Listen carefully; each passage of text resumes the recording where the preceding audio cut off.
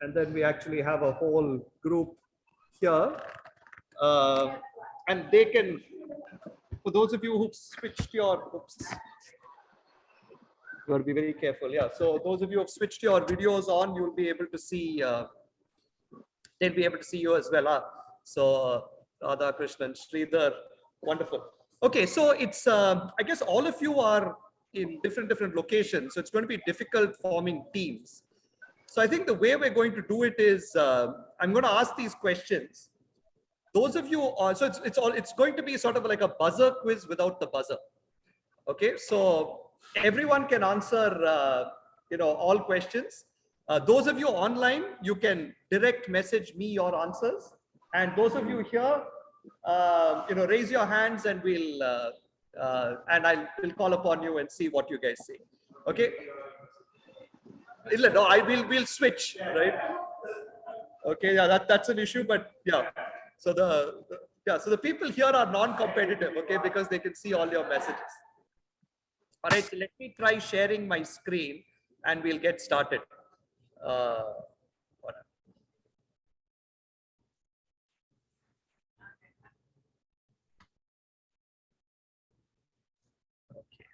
see this? Okay, so I hope everyone can see my screen online. Just make sure I can toggle between Zoom and what happened to that?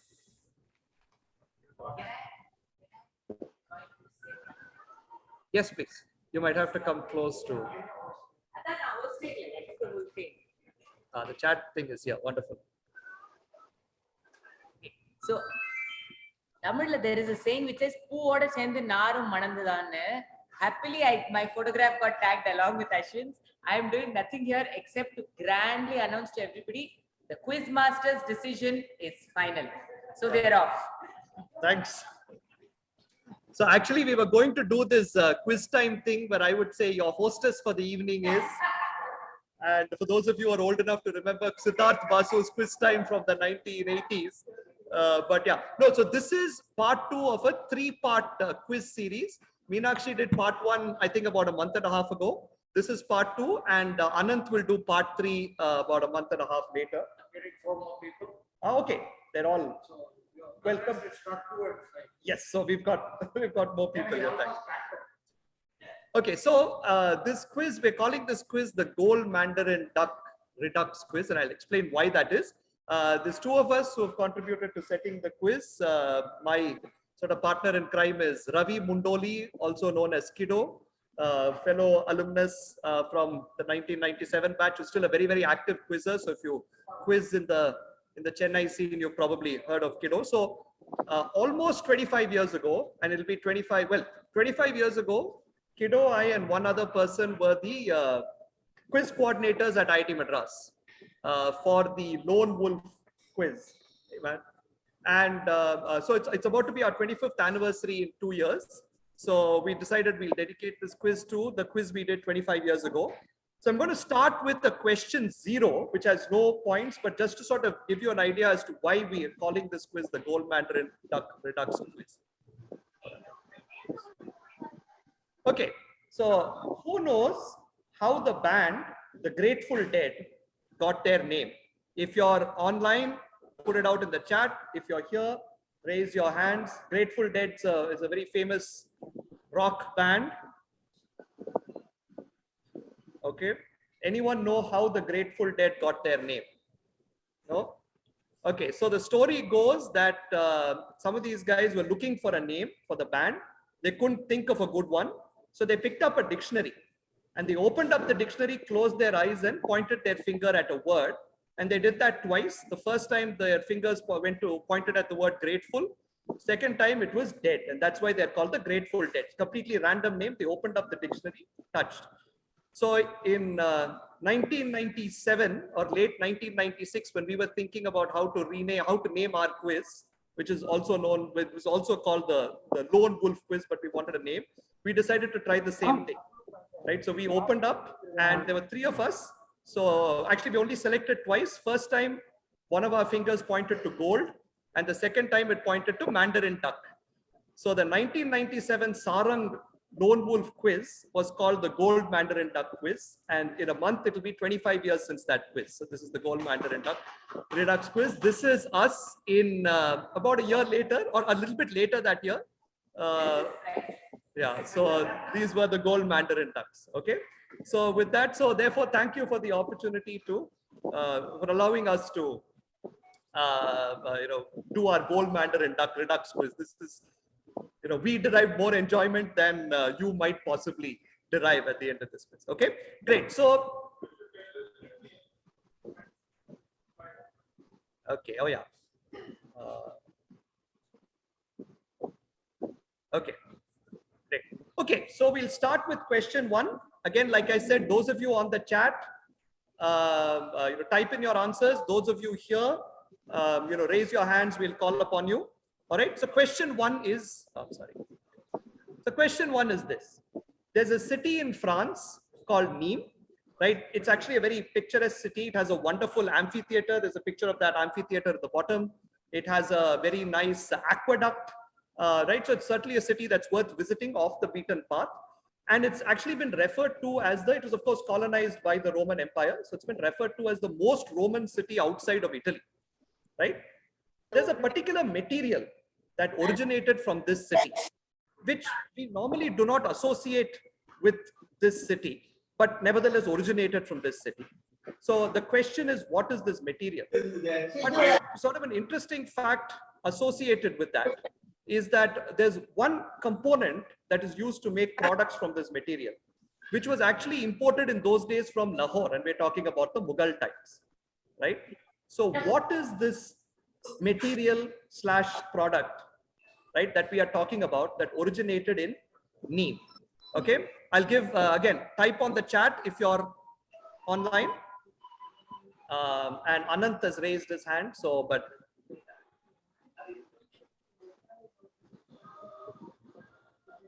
okay, maybe I should wait a bit before I open the chat box, but yeah. Okay, there's one response on the chat. There's one hand up there. Anyone else? And this is, so this quiz is intended to be guessable, right? So all of these questions, there's something there that you can use to work things out. Okay, so it isn't just, factoids which you know or you don't. Okay. So, okay, anyone else here in the live audience? Okay. No, so I'll sort of move on to the chat. So we have Sridhar says pozzolana, Nathan says silicon, Anant says denim, right? So absolutely. So the answer is denim, right? And the reason is there's something that was produced, there's material that was produced there called serge de Nîmes, right? Or a particular type of cut from Nîmes, right? And that's where we get the term denim from denim. And the blue dye that is used, that is sort of so iconic that, we all think of denim, we think of blue jeans, was actually imported from Lahore under the Mughal emperor, right? So like you see, I mean, it's sort of, you think of Nîmes, material from Nîmes, denim, so it's sort of, things are expected to be a bit guessable. Great. So we're not keeping score here, but for whatever it's worth, Anant leads with 5 points. Okay, good. Question number 2. Okay, so this is again, there's a lot of text here, but I'll sort of explain it. I'll tell you the story behind it, so don't feel compelled to read it. There's a brand of liquor, alcohol called Aquavit Linie, okay, which is a Norwegian spirit. So it was first created and was sold in Indonesia, or it was sent to Indonesia to be sold. People didn't buy it. So it came back to Norway. And when it came back to Norway, suddenly people really started liking it, right? So they started consuming it and started drinking it. And this has now become a very popular brand of liquor. I mean, I'm not sure if you can find it in our Tasmac Elites. I've not seen it there, but you can find it in at least some duty frees across the world and so on, right? So this liquor is matured in a very unique way. Okay, so you've got to tell me what that is. I'll show you a visual on the next slide. And also, for it to be sold under this brand name, it needs to satisfy a certain condition, a very unique condition, right? Which is also why it is named Aquavit Linie. Okay, so this is the bottle, right? This is what the bottle looks like. It's called Aquavit Linie for a reason. right? So you know, and it's called that name because it satisfies a certain condition, and it's also matured in a very unique way. Okay, so can someone tell me how it's matured and what is this unique condition that it has to satisfy? Okay, there's sort of a clue in the picture. Okay, and one hand here. Anika's got a hand up. Meenakshi's got a hand up. So I'll just give 10 seconds for the people in the audience to the online people to give their answers, and then we'll. Okay,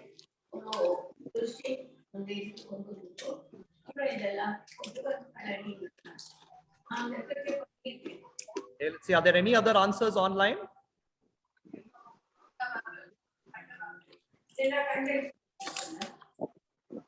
Okay, there are some interesting online answers coming up. Okay, great. Okay, so let's sort of go from here. We're doing maturing over water. Okay, close enough, but we're looking for a more precise answer. Anika?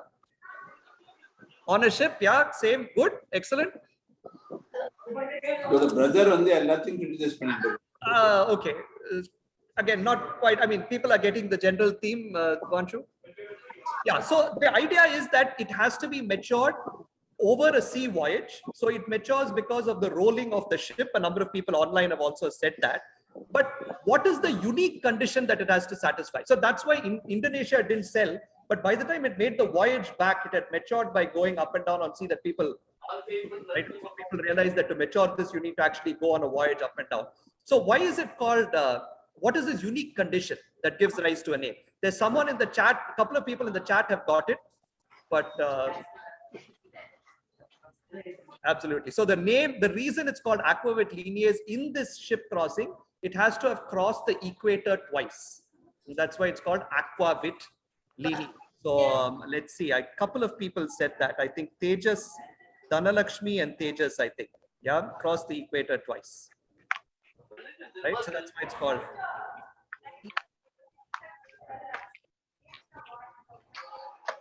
It matures, it actually matures by through the rolling of the barrels when it goes up and down on sea. Correct, and therefore the count is you cross the equator and come back. It has matured enough for you to be. Of course, yeah, it has to be. This is a minimum condition for it to be sold. It can't be sort of manufactured in distilleries. Okay.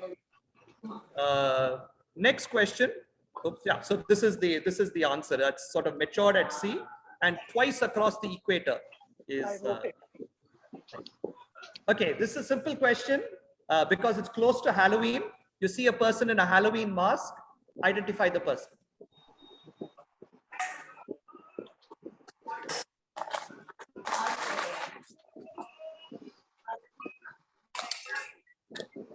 யாருன்னு கேக்குறாடா? Okay, just raise your hands if you're here. But Joker. அந்த ஆள் யாரு? Joker yeah, மாதிரி once dress we get a பண்ணிட்டு few இருக்கு யாருன்னு online கேக்குறா. answers, we'll. ஐயோ sorry. Multiple.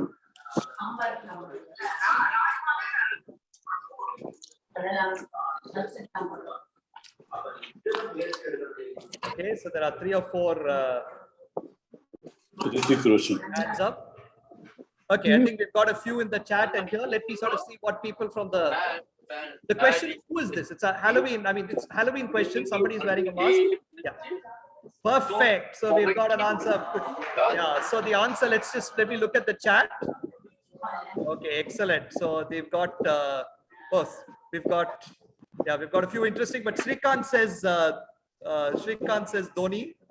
Well, and Nathan says Djokovic. Absolutely. So, you know, Djokovic, Djokovic, as you all know, is, you know, Djokovic. the nickname the Joker.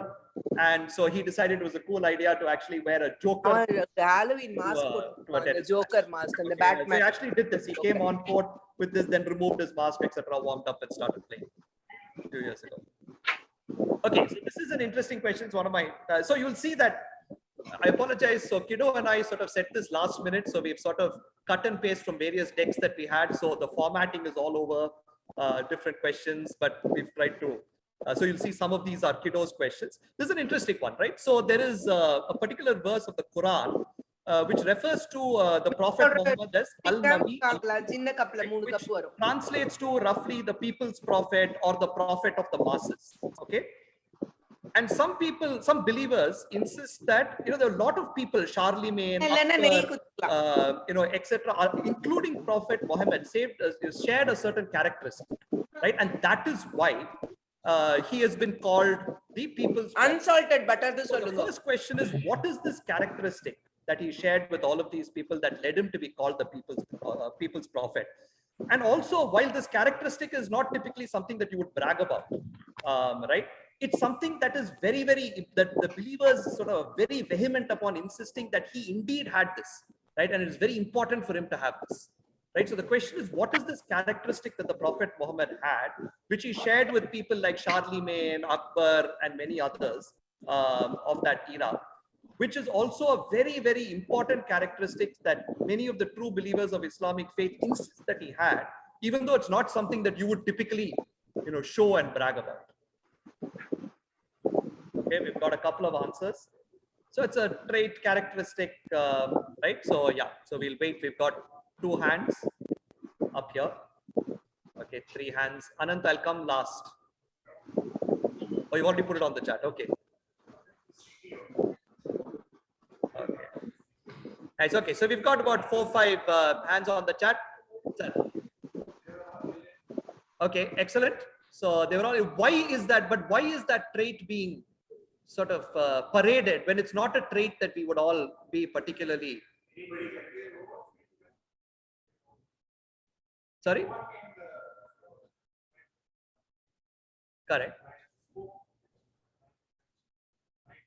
Okay. Okay. So yeah. Wow. So there are a few. I think Dhanalakshmi, Anant both said illiterate. Many lives. And Beard, Naveen says, yeah. So Naveen, I think, has the most precise answer. So all of these people were illiterate at that time, right? So people like the Emperor Akbar, etc. Nobody knew how to read and write because language was still sort of evolving. So Muhammad was also illiterate, but it was very important for him to be illiterate because that showed that what he was preaching came directly from the Prophet. It's not something that he could read somewhere. Right. And so in a sense, essentially the point is when people say, hey, Muhammad basically borrowed from the Bible and he was preaching what people were already preaching, people would say he's illiterate, right? So he couldn't have done that. So it's very sort of important point among believers of the faith that he was illiterate. Okay, great. Moving on, pace. Okay, fast, slow. Okay, all good. Okay, so comics question. There's 3 parts to this question. Okay, this is a comic character that many of you will recognize. At least you'll recognize the comic. So the first and simple question is, what's the character's name? The second question is, in the comics, there is a reason given for why he is named that way, right? And so, what is the reason? But in reality, the creators of the comic strip named him this way for a different reason, right? So, what is the real reason for naming him whatever he was named? Okay, so we have a few hands up. Again, I'll sort of give 10-15 seconds for people.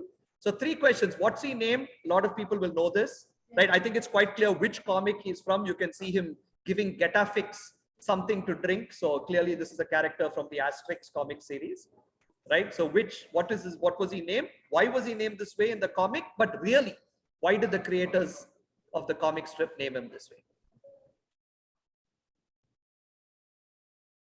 Okay, I've got a couple of answers on the chat.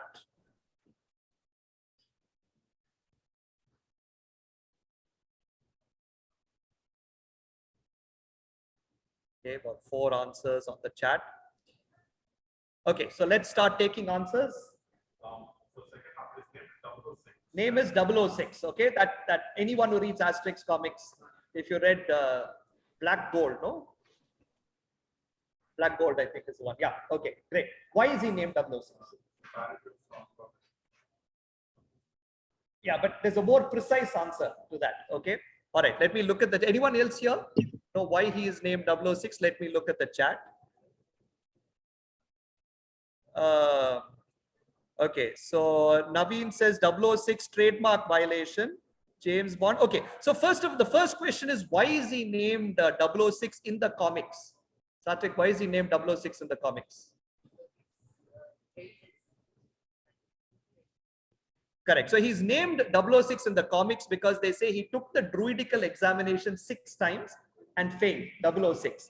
But the real reason he's named 006, as many of you would know, this is sort of a reference to James Bond, right? So secret agent James Bond. And this is, the character is, of course, drawn with, large similarity to Sean Connery, right? Sean Connery acted in 6 James Bond films. And that's why he's named 006, because he could have been named 008 or 005 or whatever. 006 because it's a tribute to Sean Connery and he acted in 6. Correct, yeah. So to get the, yeah, so that was another thing. So they conveniently were able to resolve both of those. Okay. Okay. All right. Hang on. Was that a late chat thing that came in? I think, okay, yeah, looks like Sean Connery. Absolutely, yeah. So Sean Connery was the, so that was the connection. Okay. All right, so this is, again, it's a bit of an involved question, but again, this is guessable, very guessable. Okay, there's a language, right? The language has 2 names to it. So for instance, if you go to Switzerland and ask people what they speak, they sometimes say Swiss German. Right? So that's 2 words. So it's a 2-word language, not like Tamil, right? Which is 1 word. So the 2 words are X and Y. Y is an Indian language, right, which has been sort of modified to create this language, and X is a language from as you can see, from Madhya, right, which gave the script to the language, right? So every language has script and it has sort of words and all of that, and grammar, etc. The script came from X, and so script is from X and the grammar is from Y, right? So that's the language. I'll show you some clips of the language, or what the language looks like. The letters in the language look like. This is what the letters of the language look like, right? At one point, it was a language that was spoken in certain parts of India, but it is no longer spoken, but it is still used as a liturgical language, right? And for all the kids in the room, liturgical means to do with religion, right? So it's used for religious purposes. So what is this language, XY, where the grammar came from one part, the alphabets came from another, and which was used as a liturgical language in India. So just look at the letters a little bit, right? Some of those letters may be familiar, might give you a clue, okay? And also, the script is from this Madhya Eastern variant, also gives you a clue.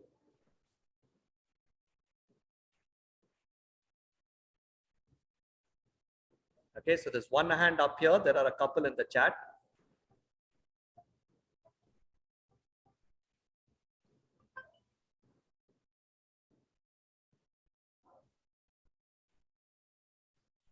Okay. You may not know the language, but both parts are somewhat guessable. Okay, so I've got a few in the chat. I've got one person in the room. Yeah.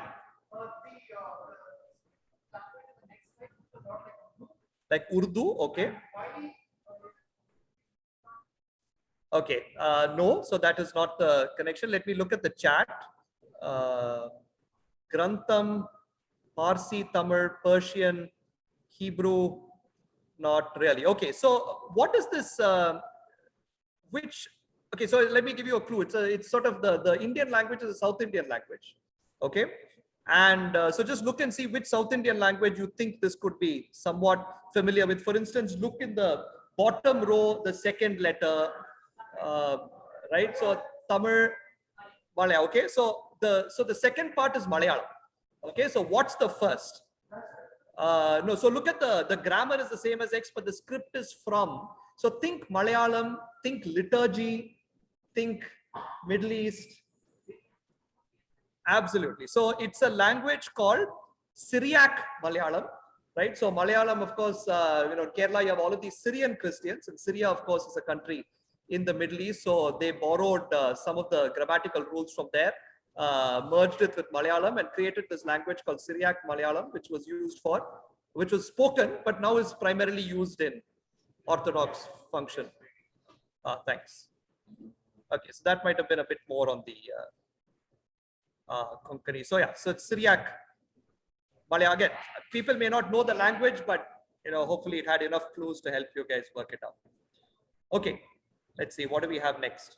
Okay. This is sort of one of my favorite questions. So this song is a long history dating back to some folk song called Ala Matina Apena Alzata. It was originally sung by the Mondina, who are seasonal rice paddy women workers, to protest their harsh working conditions.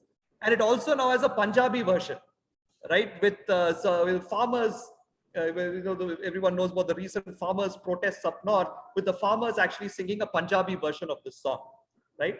What song is this which has, let's say, sort of broken through popular culture very recently? It's a big part of popular culture in very recent times. Okay, I'm pretty sure half of you know what the song is.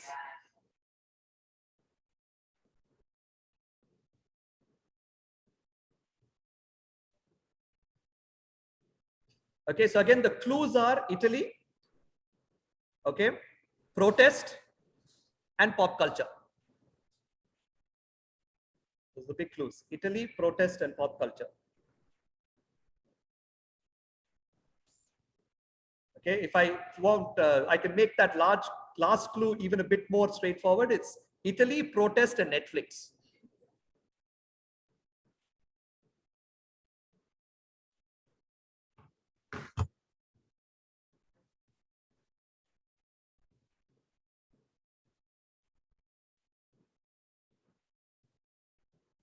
Okay, let's see. No one here has it. Let's see who has it on the chat. Absolutely, a bunch of people on the chat have it. It is Bella Ciao. Okay, Bella Ciao, which has now been anthemized by the Netflix serial Money Heist. How many of you watched Money Heist here? Okay, so it's one of the it's sort of one of the highest grossing, highest ranking serials on Netflix at the moment. And there's actually I don't know if this will come out in the audio, but there's actually a version of Bella Ciao, same tune, but called Vapas Jao, which the Punjabi farmers sing. I don't know how well this will go through my speakers or not. Oh, hang on, this is gone to some. I don't think you guys can hear much, no? Okay, so it doesn't. Yeah, let's stop that. Okay, all right. So, so hang on. I think a bunch of. So Vishy has Bella Ciao. Tejas says Bella Ciao. Rakshit. Naveen says Amonge Kamyar. Sridhar Bella Ciao. So wonderful. Lots of Bella Ciaos. Okay. All right. So there's a company called X Development LLC, right? Which is so X is not a variable here, right? It's the name is X, and it's Google's or Alphabet's R&D facility, right? For some of their sort of more challenging projects. And and they call themselves the Dash Factory, right? There's if you go to visit X, if you go into their lobby, you will see this. Okay, you will see this, right? And it is because of this that they call themselves the Dash Factory, which speaks to the fact that they are looking at extremely futuristic innovations. Okay, so what do they call themselves? The Dash Factory. What is the Dash? Okay, hold that thought, Balaji. Right, and this sort of picture gives you a clue as to what they're talking about. Okay, that they call the Dash Factory. What is the Dash? Which refers to the fact that they want to be at the cutting edge of technology. Okay, I've got a number on the chat. Let's see, I've got a couple of hands here. So Balaji was first, yeah. Absolutely, right, wonderful. So it's called the, Monica, what was your answer? Oh, excellent, wonderful. So I think there are lots of moonshots on the chat as well. Yeah, so a bunch of moonshots on the chat as well. So yeah, so this is the picture of, yeah, so this is the picture of Neil Armstrong's step on the moon, which essentially they've tried to sort of recreate in the sand mandala. So they call themselves the Moonshot Factory because just like when Neil Armstrong landed on the moon, that was the absolute frontier of technology. They want to be at the frontier of technology as well, right? So they call them Moonshot Express, Moonshot Factory. Okay, Chennai question. Okay. The first of these, and I want you to identify what these are, was installed in Fort St. George, right, in 1796, right? And it was originally supposed to be installed in the steeple of St. Mary's Church, but the chaplain complained, and finally it ended up on the terrace of the officers' mess. It was then shifted in 1840 to the Madras High Court.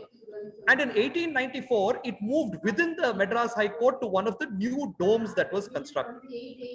And in 1997, it was moved out of the High Court and was attached to a 3-story building, right, where it stands till today. What are we talking about? What is this thing that has been in existence since 1796 in different forms that's moved from Fort St. George to the High Court to now this building?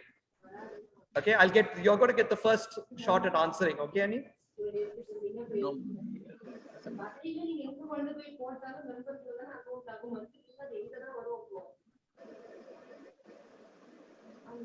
Okay, we've got a couple of hands going up. So let's take, okay, and I've got a bunch on the chat. So let's take, yeah, Anika. The clock tower, excellent guess, but not quite right. The weather vane, no, a good guess, but absolutely. Let's see what the responses on the chat were. Okay, so a bunch of people on the chat have it as well. Dhanalakshmi, Padmaja, others. So yeah, absolutely. So this is the Chennai lighthouse. The first ever lighthouse was only in about 1796, that when the East India Company was conducting vigorous trade, that there was a need for the lighthouse. So at the time they wanted to put it. So if you look at the question, we're trying to sort of, many of these were supposed to be at the high points in those days, right? So the steeple of St. Mary's Church, right, which is sort of the clue. But the chaplains complained, so it went to the terrace of the officers' mess, then to the High Court, and then it went to the tallest dome of the High Court. And then now it's sort of attached to this 3-story circular building.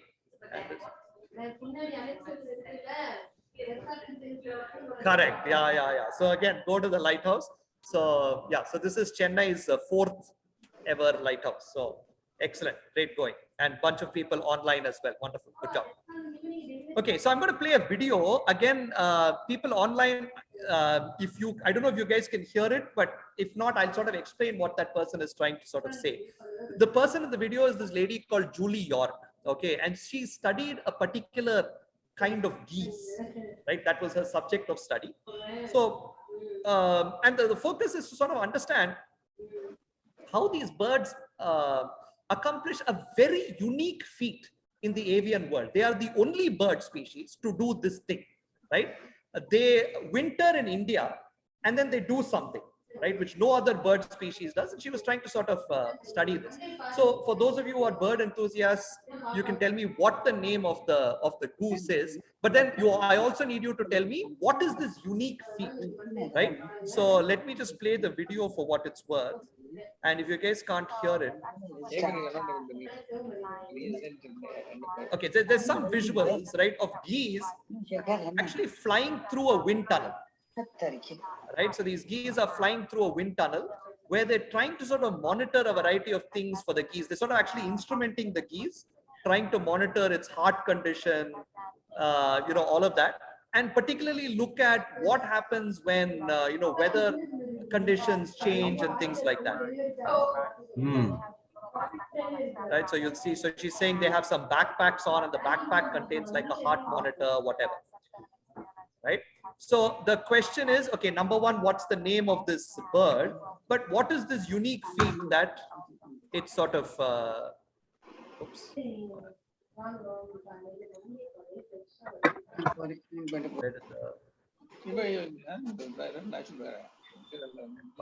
Hang on, just give me a second. I just want to make sure that I'm resharing and not sort of giving away the version of the PowerPoint that has the answers. So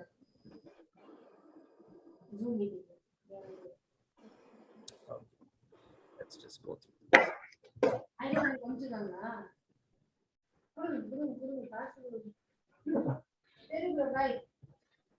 Okay, so the question is, yeah, identify the name of the bird if you can, but also tell me what is this unique feat that this bird alone, this species alone does that is so worthy of study, right? So again, the clue is this lady is studying them. They're going in wind tunnels. They're looking at heartbeat. They're looking at change in weather conditions, things like that.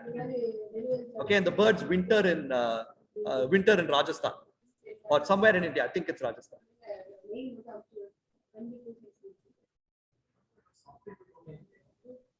You're on the right track, but what is the feat that they accomplish? So what these people are studying is sort of how that hemoglobin sort of varies at high altitude, etc. But what is the unique feat that the flying perfect formation? No. They are the, so absolutely. So Meenakshi has it. Let me see if somebody on the chat has it. Yeah, thanks, Naveen. Good suggestion. So those on video, could you put yourselves on mute? We are able to hear some discussion. Okay, so once people say, okay, high altitude flight, etc. So that's correct, but there's a particular feat. So these are the bar-headed geese, and they're the only bird that actually traverses the Himalayas, right, during its migration, right? So the only birds who fly over 8,000 meters, etc. Right? So the idea was to sort of study how does this species alone manage to sort of fly in those conditions with very low oxygen, very cold temperatures, what happens to their heartbeat. So you're right, they're trying to sort of understand what happens when at high altitude flight, but it's high altitude because they're the only species that migrates at that altitude. So if you see bar-headed geese, you know something about them. Okay, I like this question. It's kids should get this, I mean, will at least know the answer. There's a British archaeologist, Mortimer Wheeler, who said about something or someone. She's about 15 years old, I should think, not more. But she stands there with bangles all the way up her arm and nothing else on. A girl perfectly, for the moment, perfectly confident of herself and the world. There's nothing like her, I think, in this world. Okay, so we've got one hand up here. We've got a couple of hands. Yeah, I think if you're a quizzer of any vintage, you'll probably know this. Is another hand here as well. Okay, delivery charge should not be reflected. Okay, there are a few in the chat. Okay, great. Let me start taking some from here. Meenakshi, your hand was first up. Absolutely. Yeah. So for those of you, okay, kids, what is the oldest civilization in India? Mohenjo-daro. It's not in India. In India, the Indus Valley civilization. Have you guys seen pictures of that in history books? If you have, you would have seen a picture of this, right? The dancing girl from the Indus Valley civilization. See, she has bangles all the way up her arm. Again, the clue there is that it's an archaeologist speaking about something, right? So basically, it's an artifact, old artifact of some sort, and connected to the Indus Valley civilization. Again, a bunch of people have the Mohenjo-daro dancing girl there. Excellent. Okay. Wonderful. All right. Okay, a long question, but I'll sort of summarize the high points for you. There's these people called paleoanthropologists, right, who study how humans started speaking, all of that. Now, it turns out that when you look at all these skulls and all of that, humans had the human sort of skull and speech apparatus more or less reached where we are today 600,000 years ago, which means humans could have started speaking 600,000 years ago. But when you look at evidence of artifacts of communication, right? So, when they, of societies coming together where people actually spoke and did something, that evidence only emerged about 70,000 years ago. So people seem to have developed the ability to speak 600,000 years ago, but they only actually started speaking, we have evidence only about 70,000 years ago. So to explain this, essentially they say that, when 600,000 years ago, this prefrontal cortex, which is very critical to be able to learn language, would develop very early in children, right? Before they could even learn the language. But at some point, there was a mutation, and 2 children were able to develop this prefrontal cortex later, which means they were actually able to learn language. And then they were actually able to teach others, and as a result of which society grew because of this mutation. And that mutation supposedly happened about 70,000 years ago. This is a theory, right? A theory that there are these 2 children who had a mutation where they could actually learn a language. Before that, the prefrontal cortex development was staged. So researchers have named these two children Dash and Dash. Okay, and that Dash and Dash is a reference to something in the real or mythological world, because like those characters that these kids are referred to, these two babies probably had some animal-like existence, right? Their parents didn't know how to speak. Okay, so they must have had some kind of an animal-like existence. And then, of course, because of their mutation, they learned to speak and they started spreading language. So what were these, what do paleoanthropologists refer to these children as? This is like Again, could I request people online to mute? So we are hearing a bit of chatter. Again, I hope that question was clear. These two kids, they're called X. This is just a theory, it may not be true. X and Y, I mean, whatever, X and Y, Dash and Dash. Probably because they also grew up with parents who were sort of like animals. Okay, so again, the clue is think parents like animals. Okay, I've got a couple of hands here, Maya. Absolutely wonderful. Okay, so we've got, let's see what we have on the chat. Absolutely. Yeah, Adam and Eve is sort of an obvious guess, but it's actually Romulus and Remus, who legend has it were raised by wolves and then went on to change the face of history, right? Because they founded Rome, and Rome was one of the great civilizations. So these two supposedly sort of hypothesized children who learned how to speak are called Romulus and Remus by archaeologists. Okay, so this was supposed to be midway point score check, but we're not keeping score, so no need to check. So we'll just keep going. All right, this is easy Chennai question. Okay, there's a road in Chennai, right, which gets its name from an old Muslim courthouse that once stood on that road. That's why that road is called what it is called. But most people don't know that funda, and they think that it is derived from another popular event associated with Chennai, right? But interestingly, that event, the name of that event also comes from a term for courthouse. So what is this road which is named after an old Muslim courthouse, right? Which people think is named after something else, which in turn actually is named after courthouse. Okay, so we've got a couple of hands here, or the chat is going wild. So let's see, people who haven't answered. Okay, Anusha hasn't answered. Absolutely. So the term, okay, I'm sure a bunch of people on the chat got it as well. Excellent, right? So yeah, so the term kacheri, right, derives from courthouse, right, which in some dialects, Hindi and Urdu is kacheri, right? So it's an old Muslim courthouse, and that's why it's called Kacheri Road. But interestingly, this music concert kacheri is called kacheri because the initial concerts were given in the courts of kings or kings of rulers or whatever. So that is where the word kacheri comes from. So in some sense, those who think about this as Kacheri Road being some tribute to Chennai's music season are sort of right, but not directly right. Comes from courthouse. See you. Okay, so next time, you guys are in which school?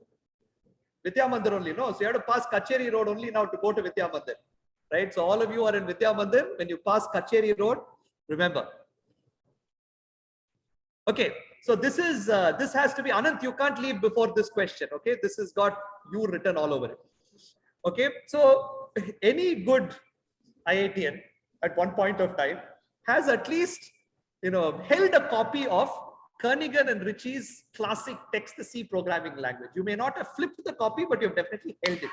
Okay, it was sort of the Bible back in those days, not just in IIT, everywhere else. Okay, so now this is on the right, and I'll show you a better picture. I don't know if I can move these controls a little bit. I'll show you a better picture. This is from one of the pages in Kernighan and Ritchie. Okay, C programming language book. There are two things that are blued out. Okay, and I want you guys to fill in the blank. Okay, what is blue in that? What is this thing that I've blued out? Okay, I'll give you a slightly bigger version of this so you can see it a bit more clearly. So this is sort of that same thing that I've sort of, this is one page, just cut it into 3 pages and expanded this. Okay, so there are two things that have been blued out. Okay, you've got to tell me what both are. Okay, so we've got one hand here, got a couple on the chat. Okay, again, this is guessable, it's derivable. There are enough clues in the slide.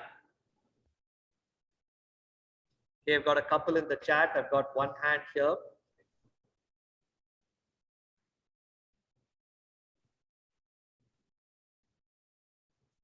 Okay.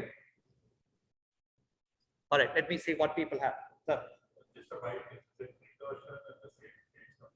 Absolutely brilliant guess. So you can see that this is an index, right? So you've got the P's, you've got the Q's, and so the thing that blacked out are the R's, right? So this is a programming concept that is related to R, right? So what's a simple programming concept related to R? To the letter R. Let's see how many people got this. It's hello world there, right? So a simple programming concept related to R, sorry, didn't get your name. Gopal, as Gopal said, is recursion, right? So we always teach, so everyone, if you take a 101 programming course, you learn this concept called recursion, okay? And so it is recursion, and recursion essentially means sort of self-referencing, right? So so recursion appears in page 86, 139, 141, 182, 202, but also on page 269, which is the page in which it is listed. So note that for none of the others, right, do you say that word appears also in the index, right? It's only for recursion that the index page is also put in, because these guys obviously had a sense of humor when they wrote it and said, this is an explanation of the concept of recursion. So those of you who know a little bit of programming, hopefully you would appreciate it, right? The recursive nature of that question, right? So we actually had to, when we first heard this question, we actually had to open up and see if it was true, and indeed it was.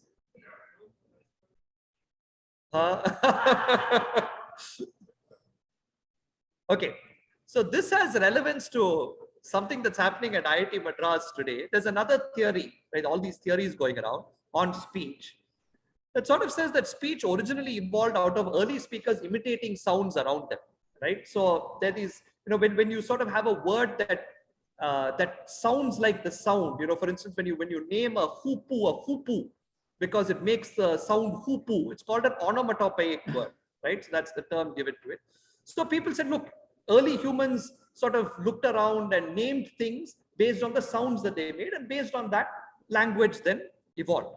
Okay, so this theory on how language evolved has a particular name, right? What is this name which has some connection to an ongoing controversy at IIT Madras? It's actually a controversy that most alumni bring to our notice. We don't sort of see it quite as controversial on campus, but I've had a number of people calling me up and saying, look, what's happening with this issue? Okay, all right, so we've got one hand here, and then Meenakshi, I'll come to you. We've got a few on the chat. Also going to keep track of time. I know people are getting hungry. Under 7. Oh, okay, so we are on time, back on time. Great, okay, I've got a bunch on the chat as well, but let me start here.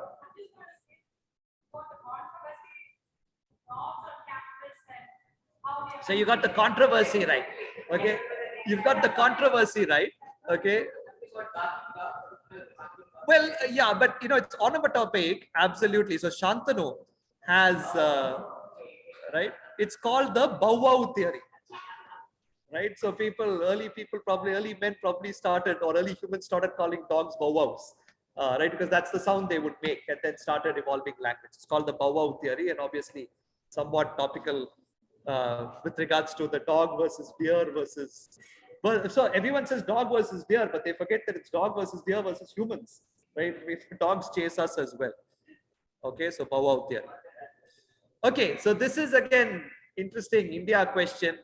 So by 2015, the companies in a certain part of India had started to dominate the Indian medical stent market. Stent, that thing they put inside your body to ease sort of flow to the heart and stuff like that. So, I mean, a lot of people make stents, but people in a particular region of India started sort of cornering the market. And newspaper reports said this was because these guys were already working with high precision equipment, which they managed to repurpose to make high precision stents, right? So very delicate high precision equipment, right? But when you look at this, that the first industry doesn't really seem to have any connection with the second. Which regional industry pivoted, right, to start manufacturing stents because they had expertise in using precision equipment. This is completely left field. So Ramesh, your first guess on this.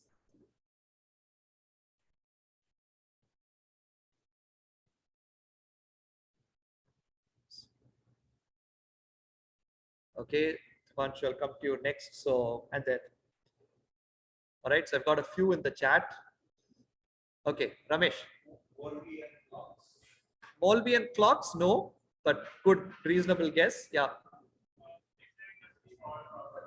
Not the textile industry or? Not mandalas or textile? Not the matchstick industry. Let's see what we have on the chat. So we've got a couple of people on the chat who have it. So this is actually the Gujarat diamond merchants, right? Because you to sort of polish and cut these diamonds, you use very high precision drilling equipment or cutting equipment, and they were able to quickly sort of pivot to manufacturing stents. So, you know, if you think diamond merchants, think medtech, right? So all of these guys were the ones who were manufacturing stents. Okay, simple, very short question. Which term that we sometimes use goes all the way back to the Latin phrase for 6th hour? Okay, and yeah, and if you can explain the connection between 6th hour and the term, that would be appreciated. So which term goes all the way back to the Latin phrase for 6th hour?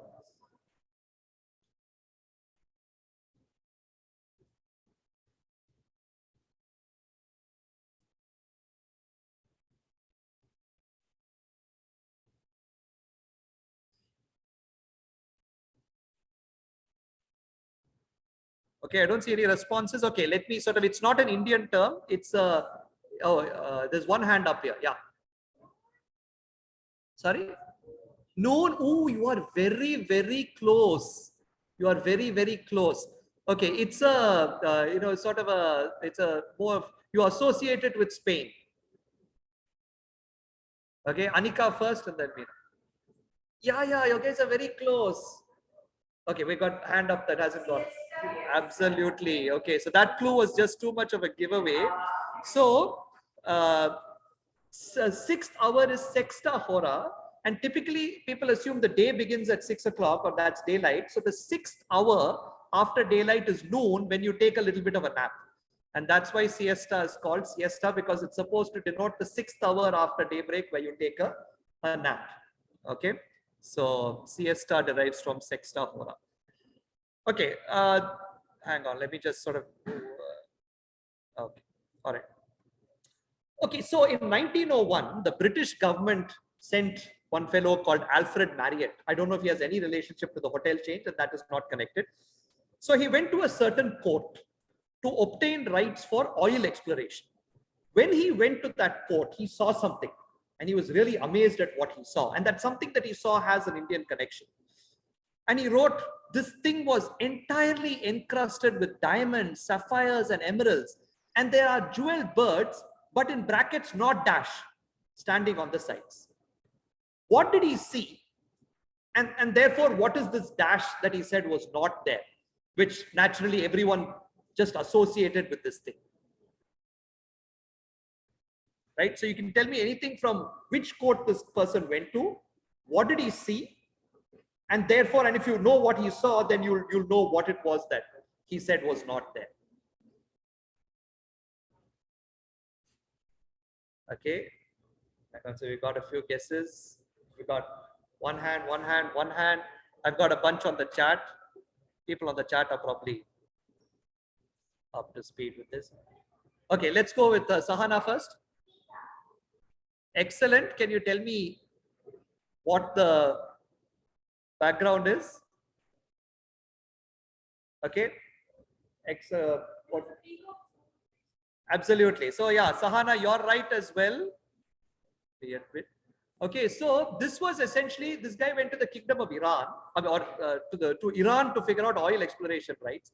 And you know, Shah Jahan had this famous peacock throne, right? Which Nadir Shah in those days, when he sort of invaded, had taken back.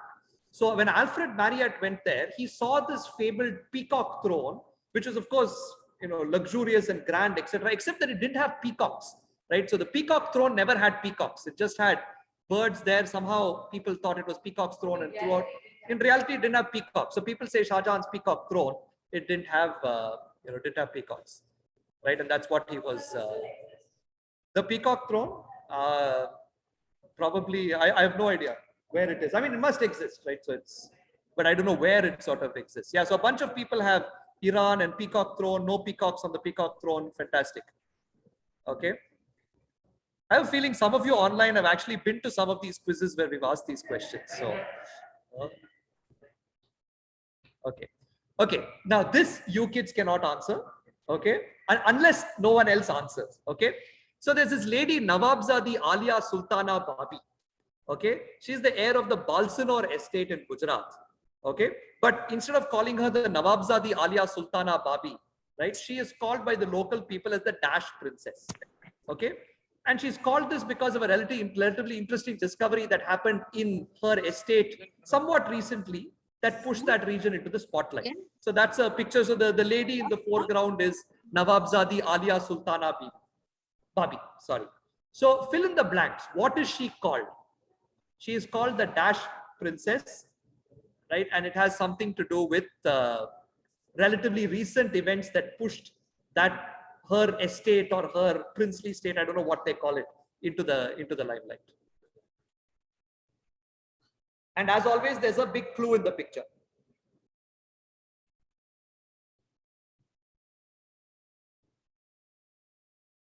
Okay, wait, I'll get to Divanshu's got a hand up. I know Sahana knows the answer. Again, we've got some hands up here. All right, we've got some on the chat, but let me start with maybe Balaji. You haven't answered in a while. Absolutely wonderful, right? You guys also have the. So this thing that she's holding up, right, is a dinosaur egg. And if you guys recall, some time ago, archaeologists found what they consider to be one of the largest dinosaur hatcheries ever. Right, so they excavated and found a bunch of these dinosaur eggs, which happened to be in this estate of Balsanor. So since then, this Nawabzadi Alia Sultana Babi has taken it upon herself to get sort of UNESCO heritage recognition, make sure that this area is conserved, that people come visit, etc. So people, and there's the species of dinosaur, I think was also called the Rajasaurus or something like that. There's even an indigenous name to it. And so she's called the dinosaur princess. Okay, so yeah, and so the thing that she was holding up in that picture was a dinosaur. So this thing that she is, maybe I'll just move this out a little bit. Bunch of people have said dinosaur fossils. So she's holding up one of those dinosaur eggs there, right? So she's called the dinosaur princess. Egg princess, someone says, yeah, dinosaur. Good, bunch of you have got that. Excellent. Okay, so I'm going to now show you an arrival card, right, that you fill in when you enter the United States. Okay, and you've got to tell me what is the flight number. So when you enter the United States, you sort of write down where you came from, etc. You got to tell me what's the flight number. This is the arrival card. Okay, so for those of you who can't see very well sitting here, key things are, of course, the nationality is USA. The date is July 24th, 1969. The arrival is on Honolulu, Hawaii, and the departure, right, is something that's been blanked out. Okay, so flight number or whatever, vessel number. So Yadav will get first guess because his hand was up even before I raised the question. Okay, a bunch of people on the chat seem to have the answer as well. But yeah, sir. No.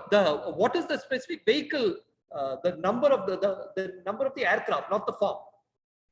Right, the form might be the I-90, but that's not the registration number of the vehicle, the flight number of the vehicle. Yeah, absolutely. So this is the Apollo 11, which is what took Neil Armstrong and his crew to the moon and back. So you look at the actual filling out, it departed from the moon, okay, and arrived at Honolulu. And of course, all these fellows have signed Commander Neil Armstrong, etc. And the cargo is moon rock and moon dust samples. Right, so that was so they actually had to, even though they were Americans, because they came in from the moon, they had to fill out immigration. So the next time any of us stuck in that goddamn lengthy immigration line in the US wants to complain, think about the fact that, they make no exceptions, right? You step out of US airspace. Okay, so we've got a bunch of, 11th mission of, So, okay, we've got, so a bunch of people have got Neil Armstrong coming back from the moon. Okay, so that seems to be quite popular. Excellent. Okay, so, everyone's heard of the Valley of Flowers, right? And it's, of course, very, very beautiful. In fact, I think this season, now that COVID has lifted, there have been a lot of visitors to the Valley of Flowers. In fact, I think we know a couple of people who visited, etc. There's another valley, not very far from the Valley of Flowers, called the Rainbow Valley. Okay, again, sounds equally, if not more colorful, but is a very morbid place to visit, right? It's not a place you would go for fun or recreation. Where would you find we all know where we can find the Valley of Flowers. Where would you find the Rainbow Valley, which is arguably the highest valley in the world? Okay. So again, we've got a couple on the chat. Meenakshi, I've been bypassing you for a bit, so you're getting, okay. And then you also have to tell me why it's called Rainbow Valley. I mean, Valley of Flowers is clear because lots of flowers, right? But Rainbow Valley, why is it called the Rainbow Valley? Okay, so also tell me why it's called the Rainbow Valley. Okay, I've got a bunch in the chat as well. Okay. All right. Okay, so guesses here. So you guys were saying it is found in?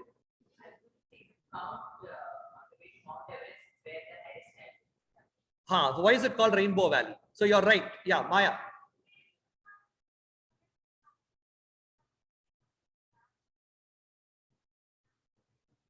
Oh, okay. Not quite. Yeah. So it is found on Mount Everest. Why is it called the Rainbow Valley? And so why call it the Rainbow Valley? You could call it Death Valley. Okay, let's see if someone on the chat. Absolutely. Okay. So all of these people who die, and there's lots of morbid pictures. I tried to find the one thing that was not morbid. So all of these guys have these really colorful jackets. And because of that altitude, they're all well preserved. So you can find people who died 15, 20 years ago who look like this, right? In their nice fluorescent. So this person's actually called Green Boots. They don't even know who he is. It's called. So that's why it's called Rainbow Valley. So you go and you find these sort of rainbow colored sort of people who just, sort of lost their lives while climbing Everest, right? So by all means, visit the Valley of Flowers, stay away from Rainbow Valley, okay? So it's not even a valley, it's really a side of Everest. That's why I had valley in quotes. So excellent. Okay, this is just a fun question. According to the rail ministry, the railways incurred an annual loss of some 3,000 crores, okay, because of a certain problem, which was caused by a well-intentioned intervention. So the railways decided this is too much money to lose, so let's get rid of this measure and instead plan to do things like sharing the driver and guard's mobile numbers, having an employee with a walkie-talkie or every 3 coaches, etc. What is this thing that led to extreme expense and loss for the railways? Okay, let me wait a few seconds to see if we have people on the chat. Okay. Yeah. Problem is kids don't travel on trains these days, no? So they have no idea what we're talking about. What's a railway is the question. Okay. All right. So I've got a couple in the chat. Cherry. Okay, Balaji, your hand was up first. Not the Pan stains, Meenakshi. Absolutely. Let's see how many people. Okay, okay. So we have this to stop train pull chain thing. If you guys ever go on train, you'll see that. So as soon as the chain is pulled, the train stops, right? It's supposed to be done for an emergency, right? But in many cases, it's pulled because it can be pulled. Kids like you go and hang on it, right? And the train stops. So supposedly it led to a lot of losses for the Indian Railways, and so they decided, look, if you have an emergency, it's easy. We'll just give you the guard's mobile number, or we'll have someone with a walkie-talkie go back and forth. You tell him you need to stop, right? So the stop train pull chain thing was what was stopped. Yeah, chain pulling a bunch of people. I'm actually traveling on a train day after. I'll let you know. But I will pull it one last time. Thank you. If it's there, I will pull it one last time. So yeah, no, I think I'm not quite sure whether these old coaches and new coaches. I think the old coaches still have those. And therefore stopping and therefore, you know, whatever, the time value of money in some sense, right? So is what I think somebody, yeah. Sounds like a classic McKinsey study. What is the cost to the railways? Okay. Okay. Okay. This again. So this is, as you can see, someone's illustrated this picture of birds. So the simple question is, who's the illustrator? But these drawings have particular significance, right? These led to the development of a very important idea. Okay, who drew these and what was the idea? If you get one, you get the other. But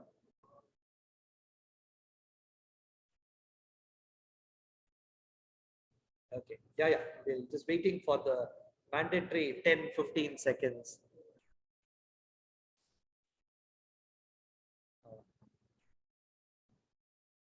Okay, I think, yeah. So Anusha, huh? Evolution. So who drew these?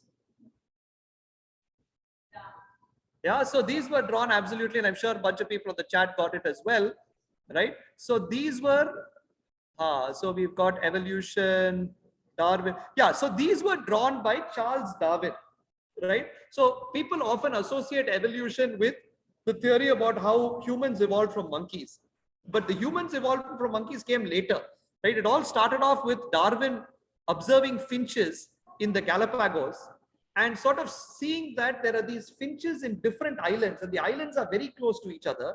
But what can you say? What's distinctive about these finches? The beaks are very, very different, right? So the idea is all of these finches live very close to each other, but why are the beaks different? And so he realized that each island has a slightly different geography. And therefore, for the finch to catch its food, in some places it has to put its, in some islands it has to put its beak into a sort of a deep hole, and therefore the beak has to be longer. In other cases it has to be shorter. And so he realized that, you know, these species evolve to fit the conditions that are around them. So essentially what he theorized would happen is that you have finches with beaks, and the ones that have beaks that are appropriate for that island will of course find a lot of food and eat and multiply, and the other finches will die out. And so after a period of time, all finches in this island will have one kind of beak, all finches in another island, which is really what survival of the fittest is, right? So and then he sort of applied it to the fact that yes, maybe humans may have also evolved as a result of the survival of the fittest. So this is really the basis of the theory of evolution, not humans evolving from monkeys, although popular caricatures of Darwin depict him as being part of that evolution, as this picture shows, right? So good, origin of species we have. Okay, excellent. All right. Okay, so this is a bit of an involved question, but it has sort of an Indian connection. So this is an excerpt from a novel, okay? And it's a novel that, although you may not have read, almost all of you have definitely heard of, right? So the excerpt goes, the night was still dark, layers of clouds cloaked the sky and left only a few stars in view. My eyes flew to the side where land lay, but I only saw a blurred line, whatever. Going up Ceylon's west coast during the night, the Dash lay west of the bay, or rather that gulf formed by the mainland and Dash Island. Under these dark waters, they stretched the bank of Shellfish, an inexhaustible field of Dash, more than 20 miles long, right? So somebody is sort of written this, it's a fictional character who's written this. So the second Dash, right, what he refers to also lends itself to a sobriquet that you use to refer to a certain Indian city, right? So first, what Indian city was this? The clue is this passage, right, proved that this character in this book, which is not written by an Indian, was actually Indian. And so when there was a Hollywood sort of movie in which this character had a role, they actually cast an Indian actor. Okay, so there is this character in a very famous book who says this, right? And part of what he says lends itself to the name of a South Indian city, or rather The name is different, but the way you like you, for instance, you talk about I don't know, Kumbakonam as the temple city, right? So similarly, there's this other city that is called the Dash city, and the dashes are the same. Okay, so long-winded question. There are some answers on the chat. Pearls and Hyderabad. Well, so absolutely. So this is Captain Nemo from 20,000 Leagues Under the Sea, right? Actually, I think this is a sequel to 20,000 Leagues Under the Sea. So Nemo says, or rather that gulf formed by the mainland and Mannar Island. So he's referring to the Gulf of Mannar, right? So obviously he's on a boat. He's going somewhere, referring to the Gulf of Mannar, and talks about this inexhaustible field of pearls, more than 20 miles long. And Tuticorin or Thoothukudi is called the Pearl City for exactly that reason, right? There's sort of this layer of pearls. But this and a subsequent, right after this paragraph, Nemo rescues someone, right? And when asked why he rescued that someone, he says, "This is my countryman." And the fellow he rescues is Indian. So Captain Nemo of Jules Verne's 20,000 Leagues Under the Sea is therefore Indian. So when they shot this movie called The League of Extraordinary Gentlemen, where Captain Nemo is a character, they got our own Naseeruddin Shah to play Captain Nemo instead of any Caucasian Hollywood actor that you could get, right? So Gulf of Mannar was the first plank, Thoothukudi Pearl City was the second, and Nemo is the third. So again, if you haven't done so, read 20,000 Leagues Under the Sea. Okay, so there's Naseeruddin. Yeah, this one not too many people seem to have got on the chat. Okay, all right. So I am now at second score check. I've got, I think, so basically it's going to be a 24 question quiz and we've got 24. I've got 5 or 6 left. So do you guys have the appetite to continue or shall we wind up? What do you guys think? Okay. What about guys online? Should we go ahead? Keep going? 5 or 6 more? Okay. All right, let's go. Keep going. All right. So this one is, yeah, we've got a lot of Prophet Muhammad questions and evolutionary theory questions today. There are 2 countries in the Middle East who owed part of their official names to this person, who's the great grandfather of the Prophet Muhammad, right? His name is Dash ibn Abd Manaf, right? I've sort of removed the dash. Okay. So these are the 2 countries. These are the coat of arms of these countries. Okay. Can you identify the countries and connect it with Dash ibn Abd Manaf? Okay. And the second country, at least the one on the right of the screen, there's a, the coat of arms itself has a clue as to what country that is.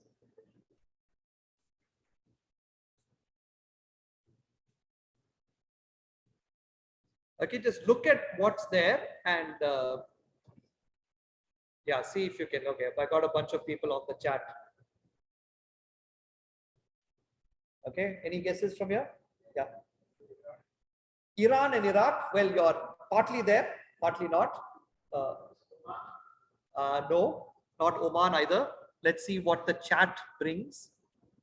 Kuwait and Jordan, Saudi Arabia and Oman. Okay. All right. So the one on the right, it's got 2 rivers meeting, right, which are the Tigris and the Euphrates. So that is Iran, right? The one on the left is Jordan.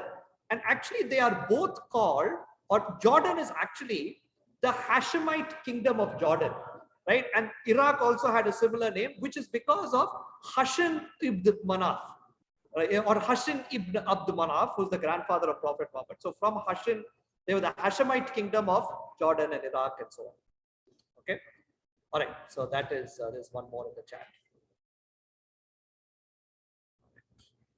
Oops, what is that? Okay. All right. Now this one, okay. Originally, this geographical entity was referred to as the Chola Lake, right? But it's today it's called something different and it's much further.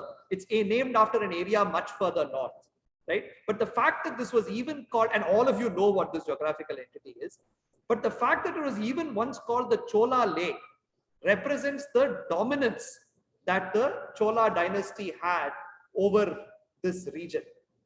Okay, what is this geographical feature that we all know about, that we're talking about?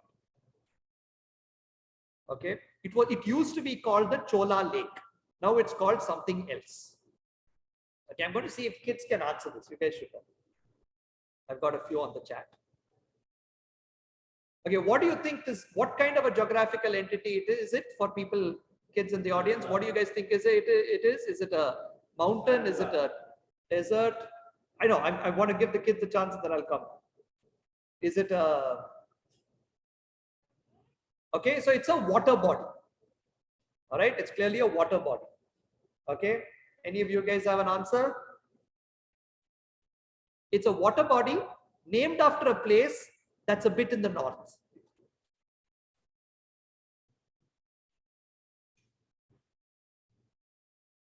And it used to be called the Chola Lake. Okay. No, it's not the Chilka Lake in Orissa. Anyone else? Yeah. Absolutely. Okay, let's see how many people on the chat had it. Okay, quite a few on the chat as well. Right, so the answer is the Bay of Bengal. Right, so Bengal is a little bit north of us now, so it's called the Bay of Bengal. But once it was called the Chola Lake, right, because the Cholas dominated this entire area far north, that all of this was supposed to be Chola Lake. So the Bay of the Coromandel, good Coromandel course. I'm not sure I know the origin of Coromandel. Maybe someone on the chat does. My student Rakshit says he's on a rig in Chola Lake. Well, just tell everyone on the rig about it. Rakshit, you'll get some brownie points. Okay, excellent. All right. Okay, moving on. But yeah, we should investigate the Coromandel. This thing. Okay. As any good academic, I should have one question on peer-reviewed journal papers. So this is a paper that was published in 2000 in the American Journal of Emergency Medicine. Okay, talking about the intravenous use of something. Okay, so intravenous is whatever things that they put inside your veins, right? So it says medical resources routinely used for intravenous hydration, etc., may be limited in remote regions of the world. If you go to a hospital in the US, you can put whatever drip you like, but you may not do that in developing countries or remote regions of the world. When faced with these shortages, physicians have had to improvise, right? We report the successful use of DASH as a short-term intravenous hydration fluid for a Solomon Island patient, and a laboratory analysis of the local whatever and a review of previously documented intravenous use, etc. So the paper gets very technical. What is this short-term intravenous hydration fluid that was used in the Solomon Islands, which is the subject of this paper? Got a lot on the chat? Yeah. Absolutely. Right. So the answer is Yelani, right? The intravenous use of coconut water. Right. So there's a lot of studies that now show that if you can't find whatever fluid you want to find, inject coconut water. So again, all kids here, drink your Yelani. Hey, we've got someone who's telling us about. Yeah. So Dhanalakshmi, thanks for this. Let me read it out. The land of the Chola dynasty was called Cholamandalam in Tamil, translated as the realm of the Cholas, from which the Portuguese derived the name Coromandel. Could also be derived from Karai Mandalam, meaning the realm of the shores. So yeah, Coromandel comes. Thanks, Dhanalakshmi. Okay, and coconut water is the right answer. Okay, this definitely is a kid's question. Okay, the kids in the audience have to answer it. Otherwise, you guys are not going home. Okay. The lice, right? You know what lice is, right? It's the stuff that gets into your hair and your parents have to really struggle to get it out. No? So in the First World War, when soldiers were fighting, these kind of lice that were also called cooties or arithmetic bugs, as they were called, made it into people's hair, right? They were called arithmetic bugs because they dash to our troubles, dash from our pleasures, dash our attention, and dash like hell. Yeah, why?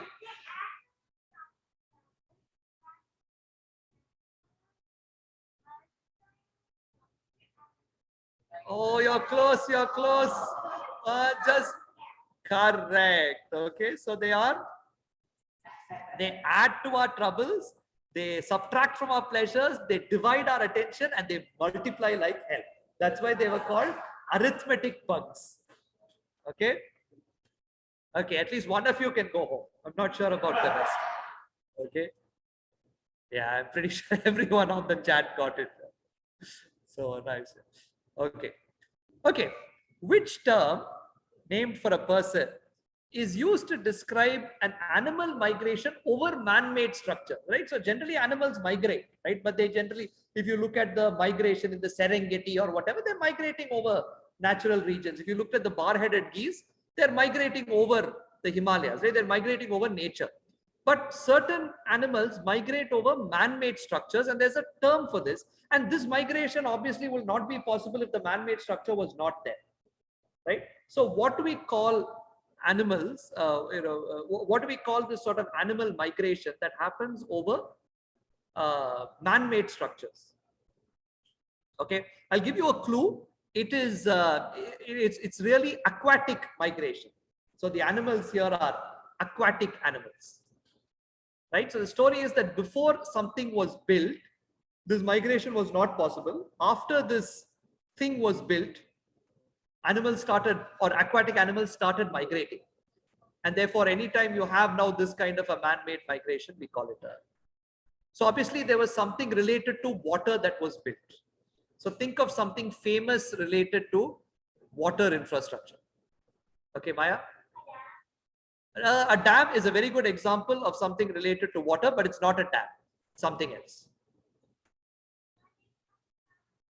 A lake or a sea again is very interesting. It's a very famous thing that has to do with water.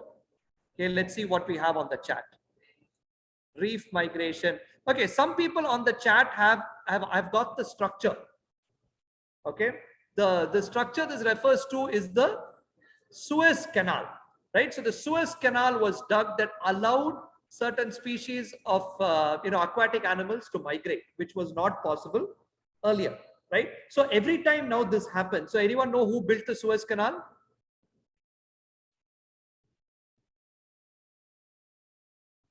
Okay, on the chat. But the French for sure, but yeah, who built the Suez Canal? Or who is attributed with engineering the Suez Canal?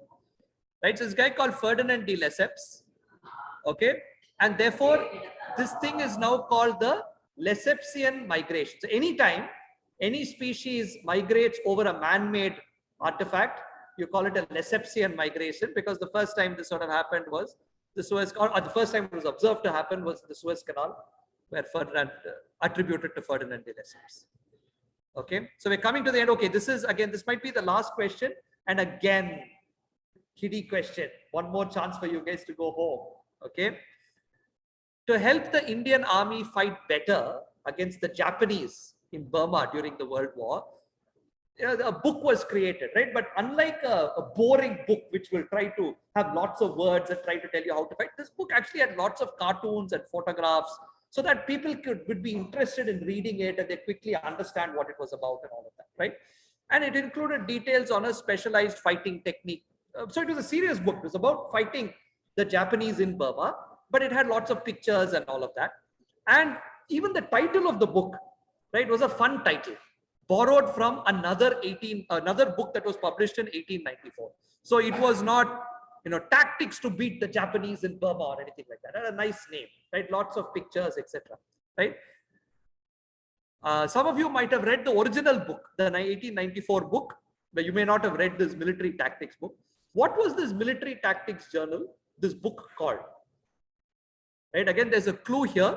Think about where they are fighting, right? What kind of terrain they were fighting in, right? And what book might come to your mind that was published in 1894? Okay, Maya? To the sun, no. What kind of terrain are they fighting in? When they fight the Japanese in Burma, what kind of a terrain is it? Okay, correct. So they're fighting in forests, right? So this is sort of, okay, so that obviously this is a book meant for fighting in forests. All right. Now try to connect that with a very famous book that we've all either read or we've seen the movie adaptation of? Absolutely, right? So now I think a bunch of people on the chat have jumped on it as well. It is called the Jungle Book. Right? It's called the Jungle Book. They called it the Jungle Book because it's a book about fighting in the jungle. Did you know that, Ani? Yeah, that's right. Right? So yeah, so and just like the Jungle Book, which was sort of meant for kids, etc., this had a lot of pictures, etc., on it. So this is an alternative Jungle Book. Okay, so that's it. All right. So thanks everyone for your patience. I hope you guys had a good time. And yeah, hope you guys online had a good time as well. Sorry, you guys were a bit marginalized, but you know, like they say, if you correct, yeah. So you guys need to come here. It's a better, you know, great experience. Anant is going to do another quiz in a couple of months. If you like this quiz, tell your friends. If you didn't like it, tell your enemies. Okay. Great. All right. Thanks everyone. Oh, you're not done yet. Sorry. Handing it over to Yadav. Where do I put my face here? Your face is, that's the camera. Okay. So you see yourself. Guys, I must first thank Ashwin and Meenakshi for having faith in what I said. We were about to call off the quiz about 2 hours. So they had faith in what I said, that this is IIT Alumni Center's culture, not to warn in or respond. But I said, I have faith. I promise you 20 people will attend physically and 20 online. And believe me, that happened. But having stayed with me, thanks a lot, Ashwin and Meenakshi. It was a wonderful occasion. I am already preempting him by saying that there will be another quiz on the 27th of December, which you and Meenakshi will host again. Anyway, that's the deal is you're not giving up on it. So we're going to have another one physical, and I hope more people will attend. That should be only Only physical. I thought a free dinner was going to be enough incentive, but apparently I'll have to rethink. We have to give something more extra. So we'll think of something, but we want a bigger audience. Thanks a lot, guys. Thanks so much. Thanks, Ashwin.